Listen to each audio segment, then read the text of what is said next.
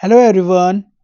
First of all, I want to tell you that this video is very important for upcoming UPSC prelims 2025. In this video, you will learn some golden rules to clear prelims 2025. दोस्तों, ये video ना मैं अभी इसलिए बना रहा हूँ ताकि आप इन रूल्स को समझ पाओ, जान पाओ और इनके ऊपर प्रैक्टिस कर पाओ। ठीक है, आप इन इन रूल्स को समझने के बाद इनके ऊपर प्रैक्टिस करो ताकि आप इन रूल्स के ऊपर अच्छी कमांड बना सको और प्रीलिम्स का पेपर ना आप अच्छे मार्जिन से क्लियर करोगे इन रूल्स को जानने के बाद, समझने के बाद और इनको इनके ऊपर ना प्रैक्टिस करने के बाद। ठीक है, क्योंकि मैं बार बार बोल रहा हूँ, प्रैक्टिस करनी पड़ेगी इन रूल्स को समझने के बाद। ठीक है, इन रूल्स को जान लिया, जानने से काम नहीं हो पाएगा, इनके ऊपर प्रैक्टिस करनी ही पड़ेगी आपको। ठीक है, और जब आप प्रैक्टिस कर लोगे ना, आप खुद बोलोगे मेरे से ये बात कि आप प्रीलिम्स का पेपर ना अपना ये एमसीक्यू जो है ना आराम से सोल्व कर पा रहे हो। ठीक है दोस्तों, तो ये वीडियो ना बहुत इंपॉर्टेंट होने वाली है और इस वीडियो को आपको लास्ट तक देखना है और थोड़ा सा भी स्किप नहीं करना। ठीक है, मैं जो भी गाइड करने वाला हूँ इसके अंदर एक एक लाइन आपके लिए इंपॉर्टेंट होने वाली है, आपकी प्रिपरेशन के लिए इंपॉर्टेंट होने वाली है।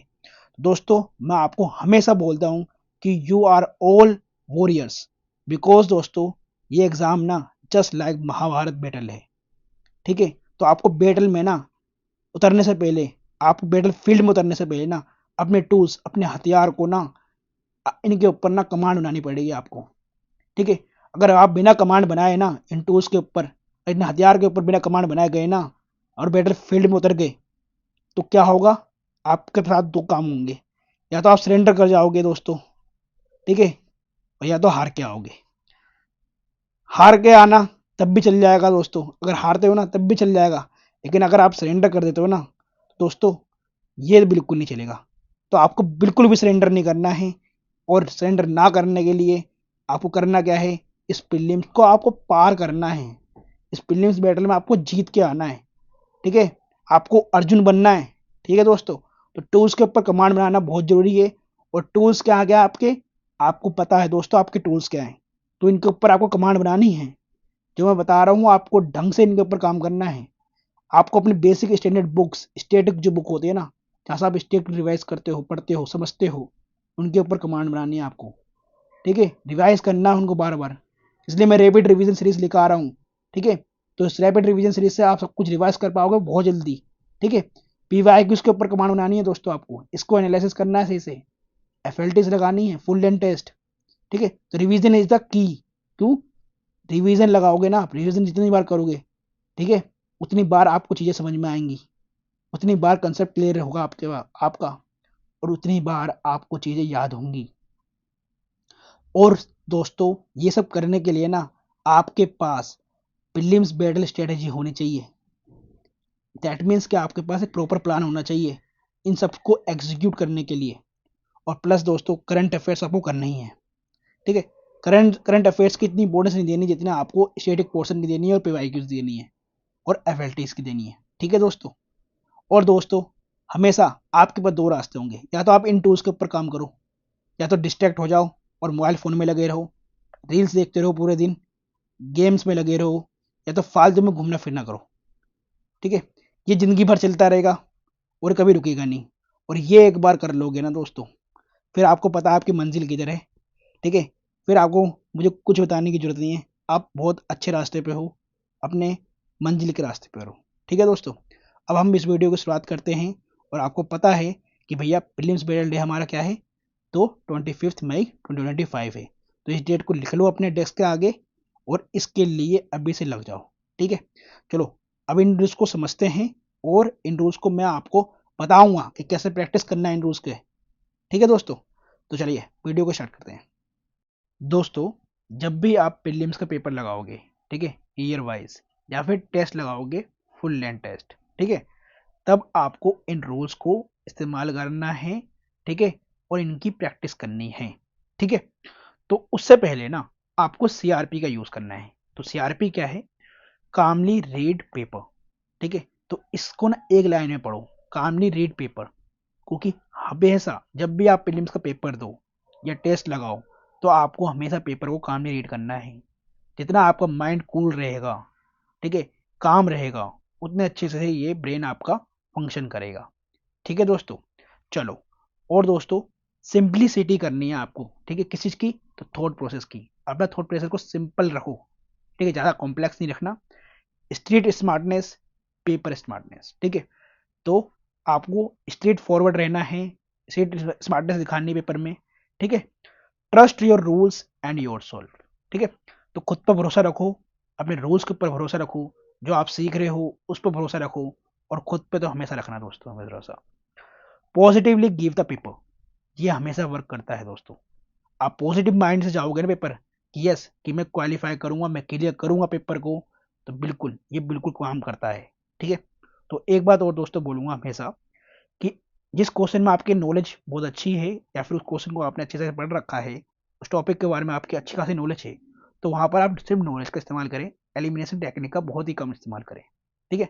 मैं बहुत ही कम का बोल रहा हूँ, क्योंकि कहीं ना कहीं तो एलिमिनेशन लगता ही है, और यही आप सीखोगे भी, ठीक है। मैं ये बिल्कुल नहीं बोलूंगा कि एलिमिनेशन टेक्निक काम नहीं करती है, मैं ये भी बिल्कुल नहीं बोलूंगा कि नॉलेज आपका काम ही नहीं करता, नॉलेज तो हमेशा ही आगे है सबसे, ठीक है। नॉलेज का कोई तोड़ नहीं है, ठीक है दोस्तों। और नॉलेज के लिए तो मैं आपको रैपिड रिवीजन में सब कुछ पढ़ा ही रहा हूँ, रिवाइज करा ही रहा हूँ, ठीक है। चलो, तो गोल्डन रूल्स जान लो, ठीक है। तो पहला क्या है, कि data, stats, facts are mostly wrong. तो ये आप लिखते जाना, ठीक है, अपनी नोटबुक के अंदर ही लिखते जाओ, या इसका स्क्रीनशॉट ले लेना। जब भी कोई टेस्ट लगाओ या फिर प्रीलिम्स का पेपर लगाना, तो उसको पहले एक बार माइंड में स्कैन कर लेना, ठीक है। कि एक बार देखना कि डेटा, जहाँ भी स्टेट्स दे रखा हो, फैक्ट्स दे रखा हो, वो स्टेटमेंट ना मोस्टली रॉन्ग होते हैं, ठीक है। कंटेम्प्रेरी वर्ड का इस्तेमाल करा हो वहाँ पर। एक बात और दोस्तों, मैं आपको ना प्रीलिम्स का पेपर सोल्व करके दिखाऊंगा इन्हीं रूल्स के साथ, ठीक है। नॉलेज का भी इस्तेमाल करूंगा, ठीक है, लेकिन नॉलेज का इस्तेमाल हम करेंगे लॉजिकल माइंड से, ठीक है। लॉजिकल माइंड रहना बहुत ही जरूरी है, लॉजिक से क्वेश्चन गोल को सोल्व करना। क्योंकि एग्जामिनर जो है ना, सही स्टेटमेंट वो गलत करता है, तो गलत कैसे करता है, ठीक है, तो उसको जानना है कि गलत कैसे करेगा कोई भी स्टेटमेंट एग्जामिनर, ठीक है। जो भी क्वेश्चन बना रहा है, ठीक है, तो उसको सारे ऑप्शन तो करेक्ट नहीं बनाने, कुछ ऑप्शन में वो रॉन्ग भी बनाएगा, तो वो गलत कैसे बनाता है उस स्टेटमेंट को, वो जान जाओगे तो पेपर को आराम से सॉल्व कर पाओगे आप, ठीक है। 100+ मार्क्स तभी आएंगे जब आप नॉलेज प्लस ये टेक्निक का इस्तेमाल करोगे, ठीक है। सिर्फ नॉलेज से 100+ मार्क्स नहीं आते, ये बिल्कुल गलत बात है। क्योंकि देखो, प्रीलिम्स का पेपर ऐसा होता है कि आपके ऊपर तो पूरा प्रेशर होता है तो बना हुआ एग्जाम डे वाले दिन, ठीक है। और कोई बच्चा ये नहीं बोल सकता कि उसके 60 to 70 क्वेश्चन जो है ना, अगर उसने 80 to 90 क्वेश्चन सॉल्व करे हैं, और ये बच्चा बोल दे कोई कि इसके 60 to 70 क्वेश्चन तो केवल उसके नॉलेज से ठीक हो रहे हैं, एकदम जिसमें उसको 100% पता है कि उसको 60 to 70% क्वेश्चन उसके सही जाएंगे, ऐसा कोई बच्चा बोल ही नहीं सकता, एस्पिरेंट बोल ही नहीं सकता, ठीक है दोस्तों।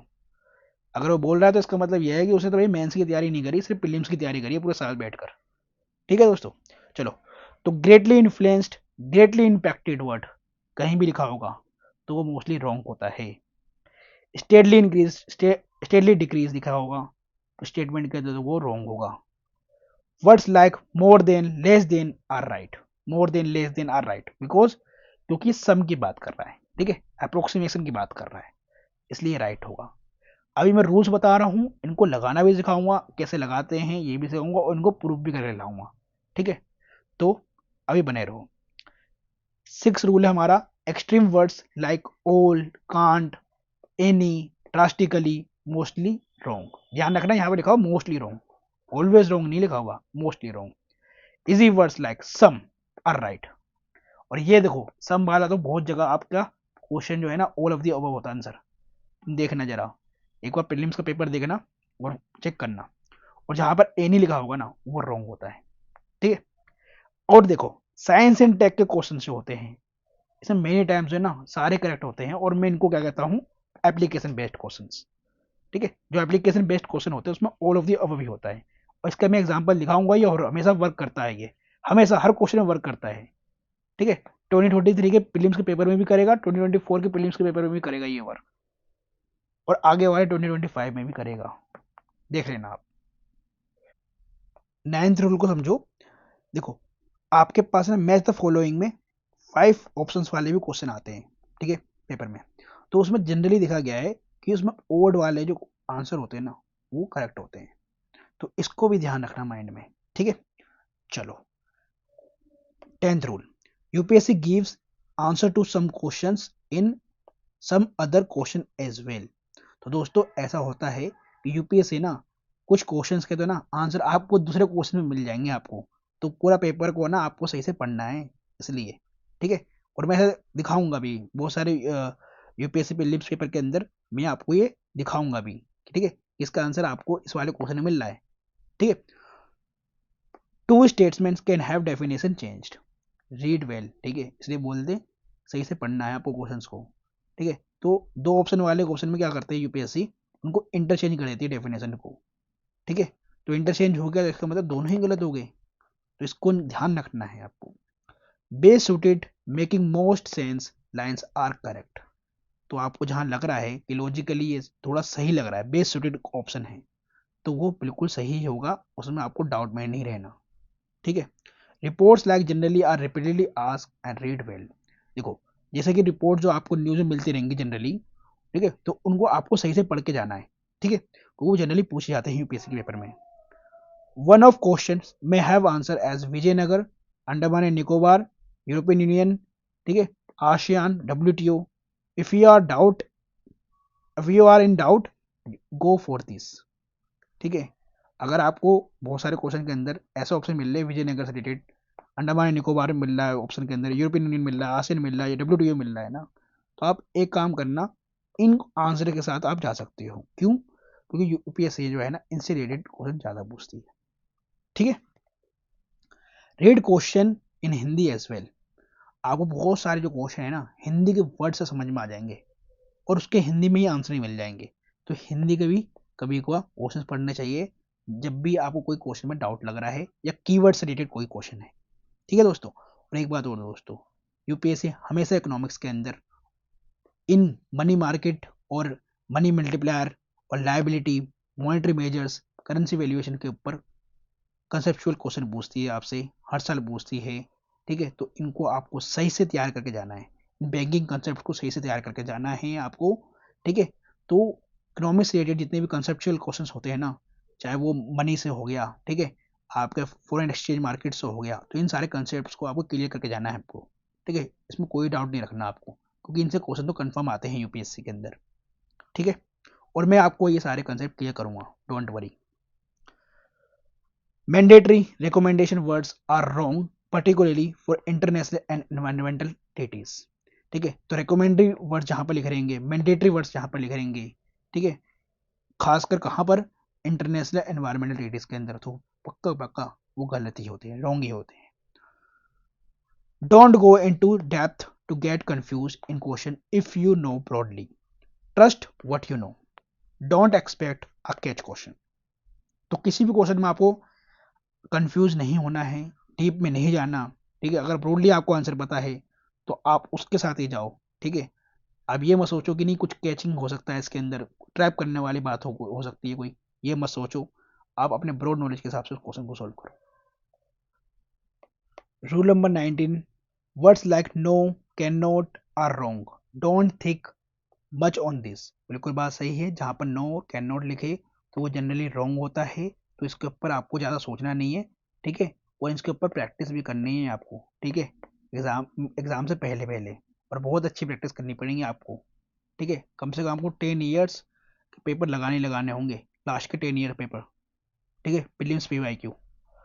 Rule number 20, don't leave a lot of question, ठीक है दोस्तों, सबसे इंपॉर्टेंट चीज़ तो यही है, कैसे, आपको 90 क्वेश्चन अटेम्प्ट करना ही है, चाहे पेपर कितना भी टफ हो जाए, ठीक है, 90 क्वेश्चन अटेम्प्ट करने ही है, क्योंकि आप इन रूल्स का इस्तेमाल कर रहे हो प्लस अपने नॉलेज का इस्तेमाल कर रहे हो, तो ट्रेड ऑफ होगा एग्जाम के अंदर, और ट्रेड ऑफ हमेशा अच्छा रिजल्ट देगा आपको, अभी मैं आगे समझाऊंगा भी इसके बारे में। रूल नंबर 21, ऐसा होता है कि दो क्वेश्चन आपको मिलते हैं, ठीक है, दो स्टेटमेंट मिलते हैं और कीवर्ड के ऊपर वो आंसर होता है, तो आपको क्या करना है, सारे स्टेटमेंट को सही से प्रॉपरली पढ़ना है, read one of the statement of question properly. क्या होता है पेपर में दो स्टेटमेंट मिलेंगे और आपको लगेगा कि दोनों का आंसर कैसे हो सकता है एक ही, ठीक है, क्यों, दोनों क्वेश्चन में आपको उलझा देगा वो टीचर, ठीक है, सेम स्टेटमेंट दे देगा, एक जैसा लगेगा स्टेटमेंट, तो आप क्या करो वहां पर ब्रेक द करो वर्ड्स को, नहीं, ब्रेकिंग दी वर्ड्स, फिर आपको आंसर मिल जाएगा। अब दोस्तों, learn to appreciate trade off in life, बिल्कुल शायद सही है।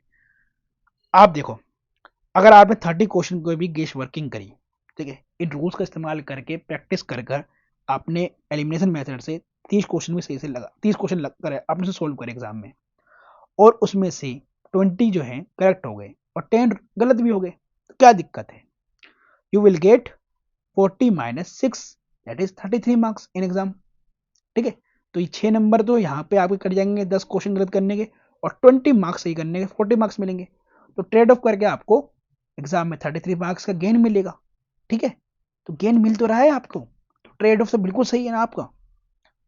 और आप ये सोच के चलोगे कि नहीं मैं तो एग्जाम में जाऊंगा और 50 क्वेश्चन ही करके आऊंगा सिर्फ, क्योंकि ये मुझे 50 क्वेश्चन बिल्कुल सही लग रहे हैं और मेरे 100 मार्क्स आ जाएंगे, है, और कट ऑफ 100 के आसपास जा रही है, तो वो 50 क्वेश्चन में से ना, मैं आपको गारंटी दे रहा हूँ 10 क्वेश्चन और गलत जाएंगे।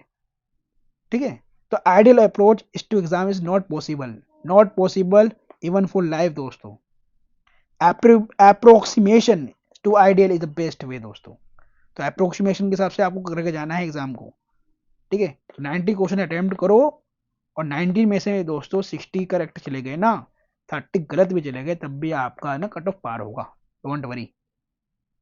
ठीक है दोस्तों, और ये तो बहुत ही मैंने कम बात करी है कि 90 में से 60 सही जाना। आप इन रूल्स को अच्छे से प्रैक्टिस कर लोगे ना आप, ठीक है, और अच्छे से पढ़ के जाओगे, रिवाइज करके जाओगे स्टेटिक क्वेश्चन को, स्टेटिक क्वेश्चन को, तो 60 टू 70 क्वेश्चन आपके सही होंगे एग्जाम में। ठीक है दोस्तों, मैंने आपको यहाँ पर एग्जाम्पल देकर भी समझाया है। देखो, अगर आपने 95 क्वेश्चन अटेम्प्ट करे एग्जाम में, और उसमें आप 20 श्योर हो कि 35 तो आपके सही जाएंगे जाएंगे, और अनदर 25 क्वेश्चन के अंदर आप 50-50 पे आ गए। ठीक है, कि 50-50 ऑप्शन है कि भाई 50 तो गलत जा सकने के चांस है। ठीक है, और इन अदर 20 क्वेश्चन के अंदर आप आउट ऑफ 3 पे आ गए। ठीक है, और नेक्स्ट 15 क्वेश्चन ना आपने रैंडमली पिक करके लगा दिए क्वेश्चन। ठीक है, ठीक है, विथ सम कॉन्फिडेंस, तो आपके कैसे मार्क्स आ सकते हैं एग्जाम के अंदर देख लो। 35 में आप बिल्कुल श्योर थे, तो आपके 70 मार्क्स तो यही होंगे। ठीक है, ये 100 की बात कर रहा हूँ, 100 में से आपको 35 बिल्कुल श्योर हो आप, तो आपके 70 मार्क्स यही बन गए।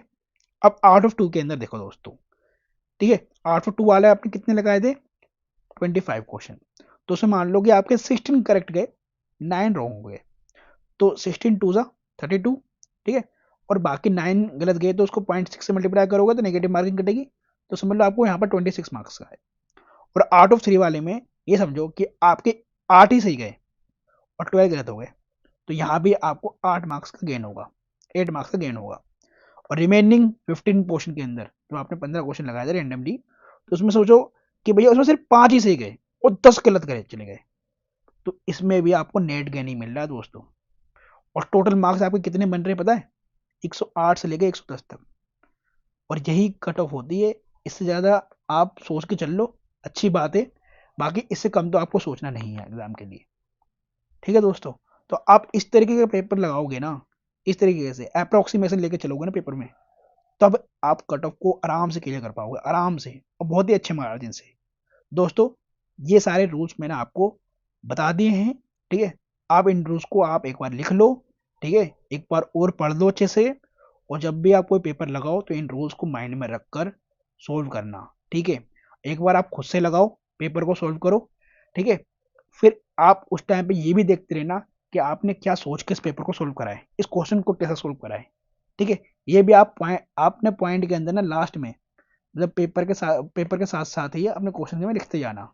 ठीक है, जैसे आप 2024 का पेपर लगा रहे हो, तो आप 2024 का पेपर में आप क्वेश्चन वाइज अपने माइंड के अंदर ये थिंक रखना कि मैंने क्या रूल्स को समझकर, क्या माइंड के अंदर लॉजिक समझ के इस पेपर को सोल्व करा, और जब मैं सोल्व कराऊंगा आपको वो 2024 का पेपर, तो आपको चेक करना है कि आपको क्या सोचना चाहिए था और इन रूल्स को कैसे लगाना चाहिए था। ठीक है, इस वीडियो के अंदर मैं अभी आपको क्वेश्चन सोल्व करके नहीं दिखा रहा, उसका रीज़न है कि मैं चाहता हूं आप इन रूल्स को खुद से लगाओ और खुद से प्रैक्टिस करो, क्योंकि जब तक आप खुद से प्रैक्टिस नहीं करोगे ना दोस्तों, तो आप इन टूल्स के ऊपर कमा नहीं ला पाओगे। ठीक है, आप दूसरों की कॉपी करोगे, और कॉपी करने से काम नहीं होने वाला, खुद से प्रैक्टिस आपको करनी पड़ेगी। ठीक है, तभी ये रूल्स लगते हैं एग्जाम के टाइम पे। ठीक है, इसलिए मैंने यहाँ पे लिखा भी है how to solve paper in exam conditions, तो उसके लिए आपको प्रैक्टिस करनी ही होगी और खुद से करनी होगी दोस्तों। मैं आपकी हेल्प कर सकता हूँ एग्ज़ाम में, मतलब एग्ज़ाम की प्रिपरेशन के लिए हेल्प कर सकता हूँ, आपको समझा सकता हूँ, आपको पढ़ा सकता हूँ, लेकिन मैं आपकी जगह पेपर देने नहीं जा सकता। ठीक है, तो इसी के साथ इस वीडियो को एंड करते हैं। बाय।